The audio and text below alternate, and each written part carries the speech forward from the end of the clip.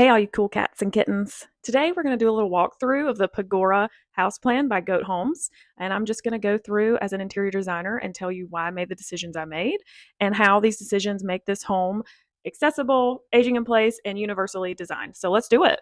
Just an overview of the Pygora house plan. When designing this plan, I particularly had in mind a older couple, maybe retirement age, that wanted to downsize and needed a accessible home and wanted to age in place. This was their forever home that they're building and want to live forever in.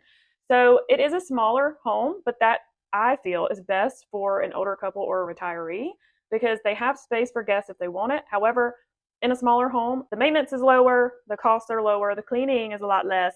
So there's a lot of pros to having a small home. So keep that in mind as we look through this home. Of course, it could be for anyone. It could be for a young couple just starting out. It could be for a single person. But again, I particularly had a retirement age couple in mind when designing this home. All right, so when we first walk into the Pygora, the first thing as a designer that I'm thinking about are the sight lines. So what are you gonna see when you step in the front door? Obviously, we don't want to see into a bedroom, into a bathroom, into a private space. We want to see the public space and preferably something nice. So when you walk in, our sight lines are this. So we see through the living room into a little bit of the sunroom, into the dining, and that's probably about it when you first walk in. So this is important for just limiting what guests and people can see walking into your home, but also all the delivery people that come up on your front porch and glance in your home. Just think about what we actually want them to see. Upon entry, you walk into the living room, which is a public space, and we have an open concept. So we have the living room, dining room, and kitchen all linked up together. There are a lot more components to an ADA compliant or accessible plan for aging in place or universal design than just 3.0 doorways, which a lot of people think if they have 3.0 doorways, their plan is just automatically accessible, and that is not the case. So one thing I've done here is, again, we have the open floor plan, and that is for ease of use for somebody in a wheelchair, somebody with a walker, somebody who has a special need or needs somebody maybe to walk with them. We need plenty of space to be able to maneuver around the home comfortably. So the most conducive layout is the open floor plan, which we have here. So we have plenty of walking and maneuvering space throughout this open floor plan. Okay? And that's what we want. That's what we need for someone in a wheelchair. We want as little things as possible for them or anyone to run into. In the living room, there's a decent sized space. I'm showing that you can fit a sectional couch if you would like to. There's also space here for built-ins if you would like. You could put a fireplace there if you like. It's really just kind of a nook open to whatever you want to do with it with your lifestyle. I made the dining room small on purpose because I feel like sometimes it's an antiquated space. Some people really like eating at their table. Some people don't care to. But there is space here for dining table, 2 chairs. You could do 4 chairs if you wanted to. You could use the sunroom as a dining space also if that's something that was just important to you in your lifestyle. So within these plans and within all of my plans, I always like to include a flex space or a wellness space or just an extra open area because everyone lives differently and everyone has different needs in life. And so you can use these flex rooms to turn it into whatever you want. And in the kitchen, we have a pretty standard kitchen. It's got everything that you need. You have pantry, refrigerator, here's your stove, sink, dishwasher, and you've got an L-shaped kitchen. Now, more particularly about the kitchen, the reason that I kept it in L shape is because remember, this floor plan is accessible and conducive for aging in place. So, with that being said, we've got to have the 3-0 doorways everywhere. But also, we've got to have room for a 5-foot turning circle. 5-foot turning circle everywhere there's a change of direction. Okay, so let's see. This opening's about 5 foot. So you're looking at a space about this big for your 5-foot turning circle, again, at any change of direction.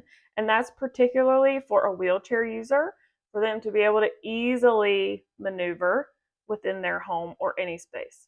Again, with the kitchen, I did an L shape, and that is specifically to keep it open and to accommodate the 5-foot turning circle. So someone in a wheelchair or with a walker or an assistant or a caregiver, they could easily maneuver and spin around in this kitchen with no issues. Now, is there room to put a small island if someone wanted to? Sure. Could you add more cabinetry over here? Yes. But again, my main goal is to keep it accessible. So for me, I like to leave it as open and simplified as possible. Okay, and moving on to the primary bedroom. So again, we have to have our 5-foot turning circle at any change of direction. So we have that here, and you can choose to go into the primary bedroom or the primary bathroom. So the primary bedroom is fairly large. You have a walk-in closet here, which again, we have space for the 5-foot turning circle. And if you're wondering what this line is, that is an overhead shelf, so that will not interfere with the turning circle. And then if you notice, the bed is not centered in the room, and there's a reason for that. That is again for accessibility. We have room for a 5-foot turning circle right there, but also if someone was in a chair, had a caregiver, and needed to transfer into the bed, there's plenty of space for all of those activities. Now, moving on to the primary bathroom, you'll see the first thing different here is this sliding door or pocket door. So the reason I did that is a few reasons. Number one, we don't have to worry about this door swing taking up any more space in this bathroom that's already kind of tight.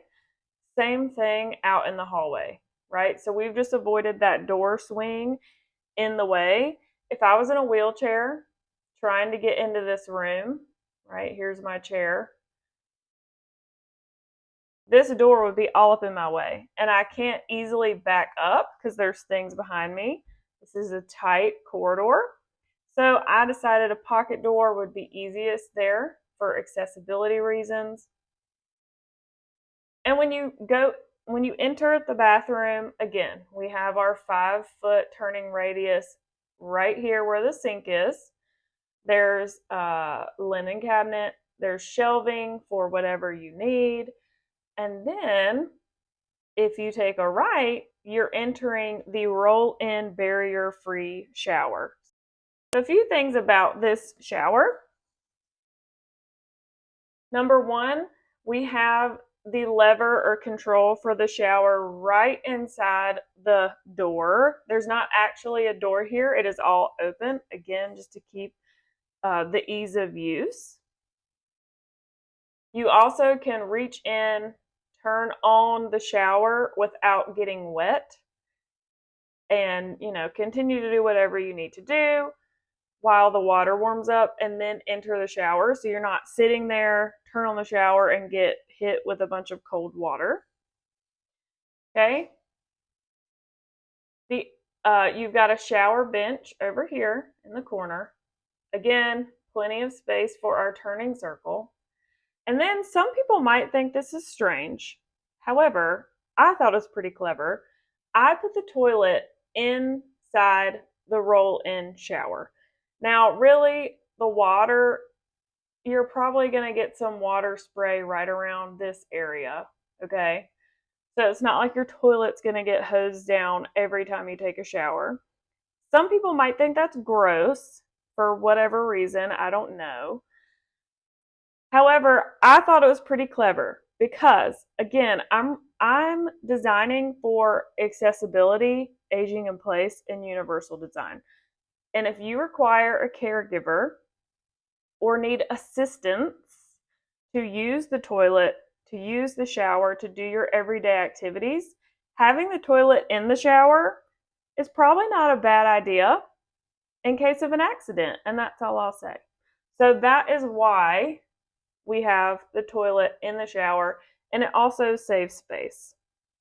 Okay, now on the other side of the bathroom, we have the laundry room. So again, plenty of room for our 5-foot turning circle. Your washer and dryer sit here. We have a hanging rod above, cabinetry and storage right here. And then there's also, you can't see, but there's an inset ironing board in the wall. And so if you need to iron something, you just pull it down, and then when you're done, push it back up in the wall, and voila. So another space saver there. Okay, now looking at the other side of the plan, if you come out of the primary bedroom, travel throughout the living room, we have the sunroom. So in all of my plans, like I mentioned, I like to have a flex space and or a wellness space. A flex space for me is just a room that can be turned into whatever you want and you need according to your lifestyle. A wellness space for me is similar to a sunroom, okay? But I'm calling it a wellness space because nature is so important to us and our bodies. So in this sunroom, we have a 3-pane pocket door.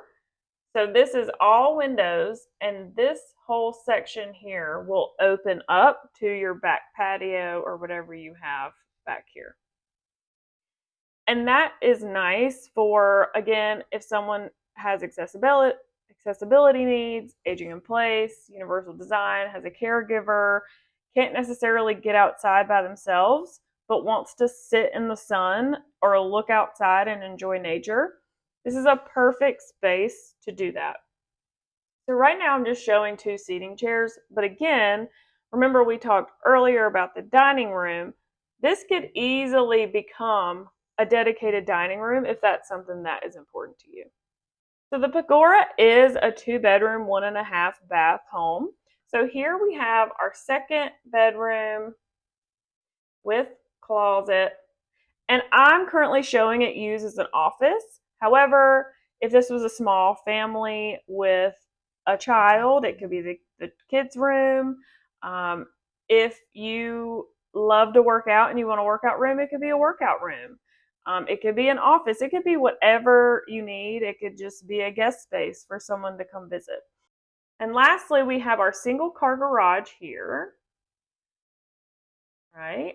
Which again, we have plenty of space for our turning circle in this garage.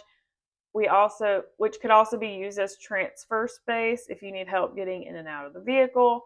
You have a storage and utility closet in the garage.